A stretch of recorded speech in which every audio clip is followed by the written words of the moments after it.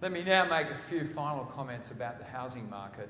House prices in Sydney, of course, are outperforming house prices in other states, and I'm not concerned about that. I believe that there's a very big catch-up. John will recall that 2 years ago in Melbourne, I told them that the best housing market to invest in was Sydney, and at that time Melbourne was riding high. They couldn't accept it, but of course it's turned out to be exactly correct.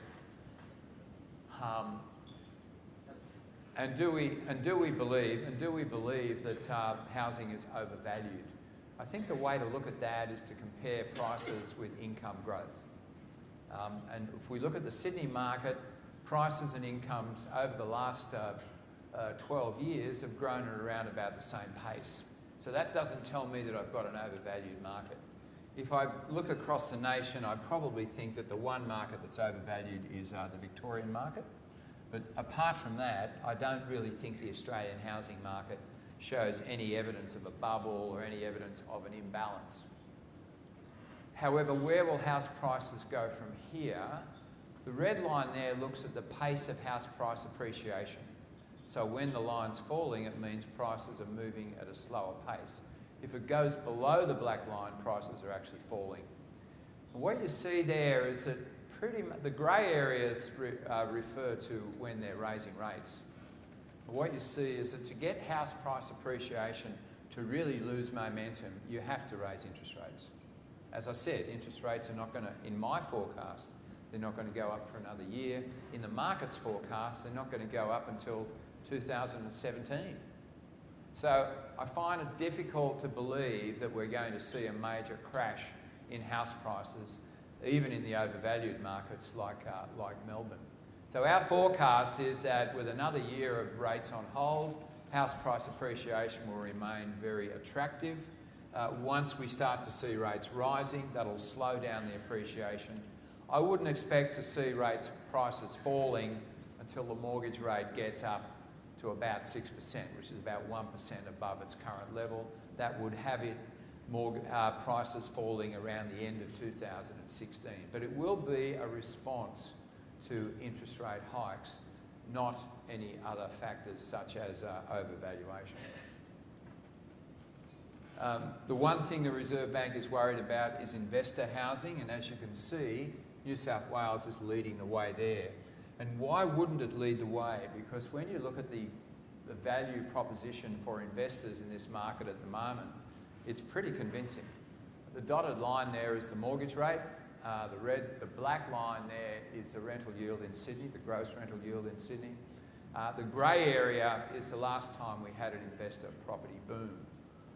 And you can see in that period, the gap between the rental yield and the funding cost blew out to about 300 basis points. That's when the Reserve Bank raised rates in May, June 2002, November, December 2003, and finally the market cracked. The investors scaled back in 2004 when investor lending had reached a 30% pace.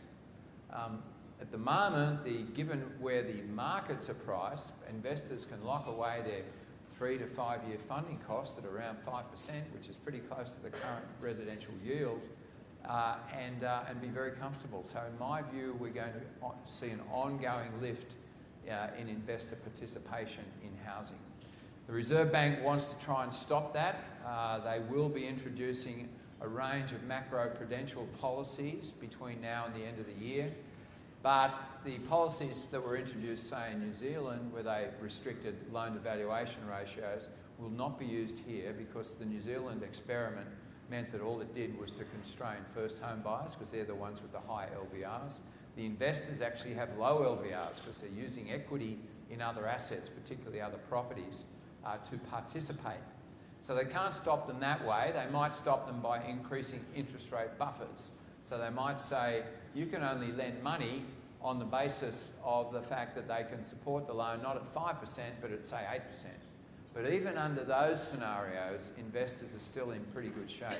So I really don't see these macro-prudential policies having much of an impact on this momentum.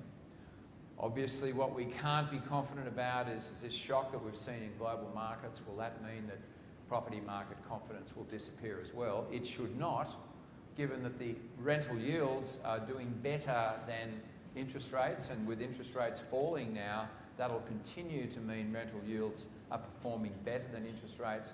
And of course, equity yields at the moment, they'd be off the planet, they'd be negative.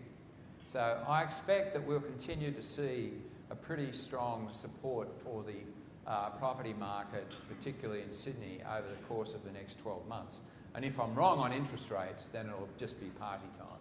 You know, we'll be seeing these markets will continue to do extraordinarily well for a number of years, which of course suggests to me that I can't be wrong, because at some point this would have to come to an end.